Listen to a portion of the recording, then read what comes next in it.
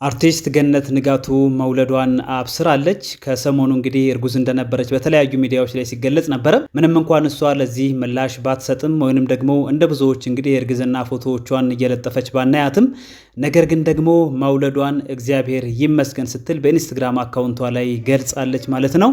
ገና በወጣትነቷ ነበረ እንግዲህ ከመምህሯ ጋር ከመምህርና አርቲስት ሙልጌታ ጀዋሬ ጋር ትዳር የመሰረተችው። ይሁንና እንግዲህ ትዳራቸው 10 ዓመት ቢቆይም ነገር ግን ደግሞ ሊፋቱ ችለዋል ማለት ነው።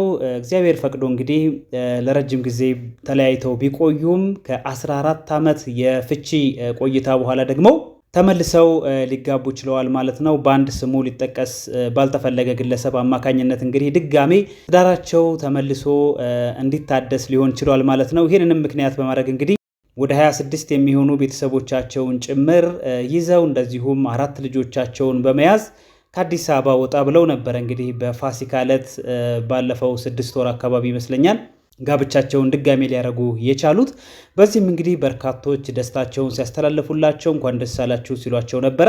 ልጆቻቸው እንግዲህ ምን ያህል ሁለቱንም እንደሚወዷቸው ተመልክተናልና በዚህም ደስተኛ እንደሆኑ እንግዲህ በተደጋጋሚ አብሮ መሆንም እንዳለባቸው እንግዲህ በተለይ ትላልቆቹ ሲናገሩ ነበርና ይሄ ደስታቸው እውን ሆኖ አሁን ደግሞ በልጅ ሊባረኩ ችለዋል ማለት ነው በድጋሜ። ስለዚህ እንኳን ደስ አላችሁ፣ እንኳን ለዚህ ያበቃችሁ ለማለት እንወዳለን። ወንድ ይሁን ሴት ይሁን እንግዲህ አልታወቀም። ዋናው ትልቁ ነገር እንግዲህ በሰላም መገላገሏ ነው ገኒ። ይሄንን ደግሞ እሷ አብስራናለች ማለት ነው።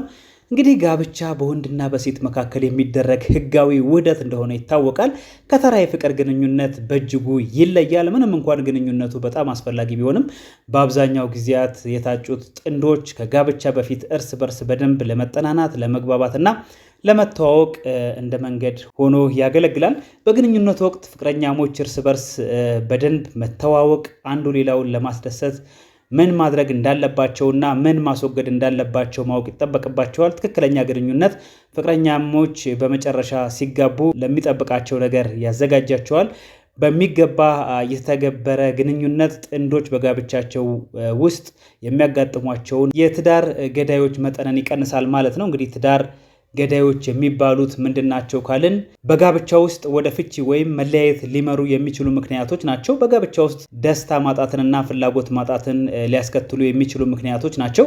ከነዚህ የትዳር ገዳዮች መካከል 3ቱን ብንመለከት፣ አንዱ በትዳር ውስጥ ለሚፈጠሩ ጥቃቅን ችግሮች መፍትሄ ለማግኘት በቤተሰብና በጓደኛሞች ላይ ጥገኛ መሆን ነው። አንዳንድ ወንዶች ለምን ሚስቶቻቸውን ሲያገቡ በአንዳንድ የድሮ ጓደኞቻቸው ጋር ግንኙነት እንዲያቋርጡ እንደሚጠይቁ ከጠየቅን እንግዲህ ምክንያቱ ምንድን ነው? ወንዶች አንዳንድ ጓደኞች የትዳር ገዳዮች መሆናቸውን ስለሚገነዘቡ ነው ማለት ነው። እንግዲህ በሕግ የተጋቡ ጥንዶች ለድርጊታቸው ኃላፊነት መውሰድ፣ በራሳቸውና በሌሎች ምክንያት የተፈጠሩ ጥቃቅን የትዳር ጉዳዮችን መፍታት፣ ላላገቡ ሰዎች ታማኝ ምክር መስጠትና ልጆቻቸውን በፍቅርና በጥበብ ማሳደግ የሚችሉ በሳል ወንዶችና ሴቶች ተደርገው ይታያሉ። እንግዲህ ጥንዶች ለጥቃቅን ጉዳዮች መፍትሄ ለማግኘት በቤተሰቦቻቸውና በጓደኞቻቸው ላይ ጥገኛ እንዲሆኑ አይጠበቅም። ለምሳሌ አንዲት ሚስት በባሏ ቅር ስትሰኝ ወደ ቤተሰቦቿና ጓደኞቿ ልትሮጥ ትችላለች። እነሱም እሷን ለማስደሰት ስለሚፈልጉ በስሜታዊነት ሊያስቡ ይችላሉ። እውነትን ቢነግሯት ሊጎዳት ስለሚችል ላይነግሯት ይችላሉ። ለጥንዶቹ ጥቅም ሲባል ጉዳዩን ለመፍታት ጥሩና ስሜታዊነት የጎደለው መንገድ ከመጠቆም ይልቅ የሚስትየው ቤተሰብ ወይም ጓደኞች ይባስ ብለው ትዳሩን የሚያፈርስ አንዳንድ ተገቢ ያልሆኑ መግለጫዎችን በአእምሯ ውስጥ በመትከል ሊመርዟት ይችላሉ። ባልየውም ለተመሳሳይ ምክንያት የራሱን ቤተሰብና ጓደኞች ሊጎበኝ ይችላል። በራሳቸው ላይ ምን እንዳደረጉ ከማወቃቸው በፊት ጊዜው በጣም ረፍዶ ሊሆን ስለሚችል እንግዲህ ባልና ሚስት እርስ በርስ መተማመን፣ መዋደድ፣ መደጋገፍ፣ መበረታታትና ማመን አለባቸው። የትዳር ጉዳዮቻቸውን ማንንም ሳታካትቱ እንግዲህ በራሳቸው ለመፍታት ሞክሩ ነው የሚባለው። የትዳር ጓደኞቻችሁን ለመፍታት የውጭ ሰዎችን የምትጋብዙ ከሆነ በሁለታችሁም ላይ የብስለት ማጣትን ያሳያል ማለት ነው። ሌላው ከመጠን ያለፈ መቀራረብን አላግባብ መጠቀም ነው። እርግጥ ነው ባልና ሚስት እርስ በርስ በደንብ መተዋወቅ አለባቸው፣ እርስ በርሳቸው ነፃ መሆን አለባቸው። ነገር ግን ይህ ማለት በመካከላቸው ያለው መቀራረብ አላግባብ ጥቅም ላይ መዋል አለበት ማለት አይደለም። ከመጠን ያለፈ መቀራረብ ከባድና አደገኛ የትዳር ገዳይ ነው። አንዲት ሴት ከባሏ ጋር ከመጠን በላይ ስትቀራረብ ለሱ ያላትን አክብሮት የማጣት አዝማሚያ ይታይባታል። የአክብሮት ማጣት ትዳርን ከምታስቡት በላይ በፍጥነት ሊጎዳ ይችላል። እርስዎና ባለቤቱ ምንም ያህል ቢዋደዱ አንዳንድ ገደቦች ሊኖሩ ይገባል። ትዳሩ እንዲሞት ካልፈለጋችሁ አክብሮት መኖር አለበት ማለት ነው። ሌላው ስልክና ማህበራዊ ሚዲያ ነው። አሁን እንደ ድሮው እንደማይዘልቅ ትገነዘባላችሁ። ምክንያቱ ደግሞ ምን ሊሆን ይችላል ካልን ቴክኖሎጂ ለዚህ አስተዋጽኦ አለው። ቴክኖሎጂ መጥፎ ነው ማለት ሳይሆን አንዳንድ ሰዎች ከቴክኖሎጂ ጋር የሚመጣው ደስታ እንዲቆጣጠራቸው ይፈቅዳሉ። ጥንዶች በማህበራዊ ሚዲያ ላይ ከጓደኞቻቸው ጋር ከመወያየት ይልቅ እርስ በርስ በሚያስደስት የፍቅር ግንኙነት ውስጥ መሳተፍን የሚመርጡበት ጋብቻ አብዛኛውን ጊዜ ረጅም ጊዜ አይቆይም። አንዳንድ ሴቶች ስልካቸውን ይዘው ወደ ኩሽና ሊገቡ ይችላሉ።